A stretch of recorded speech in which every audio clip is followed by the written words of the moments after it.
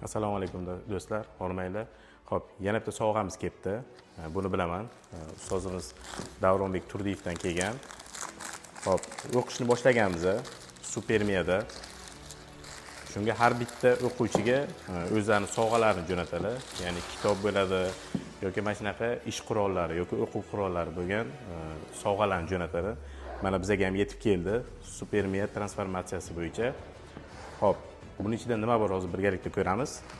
Xo'p, buning ichida ishlashingiz uchun bloknot bor, o'zining ruchkasi bilan, undan tashqari naushnik bor. Bu naushnik nima uchun kerak bo'ladi? Bu naushnik sizni diqqatingizni jamlash uchun, tashqi ta'sirlardan himoya qiladi bu. Ya'ni diqqatni jamlab o'qishgami, ishgami, любой narsa kerak bo'ladigan narsa. Hamda bu yerda taymer bor. Bu taymer pomidor uslubini qo'llab ishlash uchun yoki o'qish uchun kerak bo'ladi. 20-25 daqiqa qo'yasiz, keyin 5-10 minut dam olasiz, yana 20-25 daqiqa qo'yib ishlatishingiz mumkin. Xo'p, Davronbek Turdiyev ustozimiz bilan yaqinda suhbat uyushtirmoqchi biz.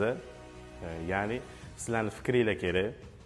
O'zi shaxsiy intellektual sohibi, eng kuchli xotira hamda eng kuchli iroda sohibi bo'lmish Davronbek Turdiyev hamda men buxgalter, auditor, soliq maslahatchi sifatida nima haqida gaplashishimiz mumkin?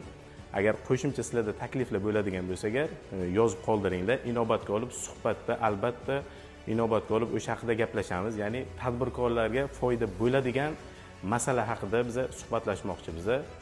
Izohlarda fikrlaringizni kutib qolaman. Salomat bo'linglar.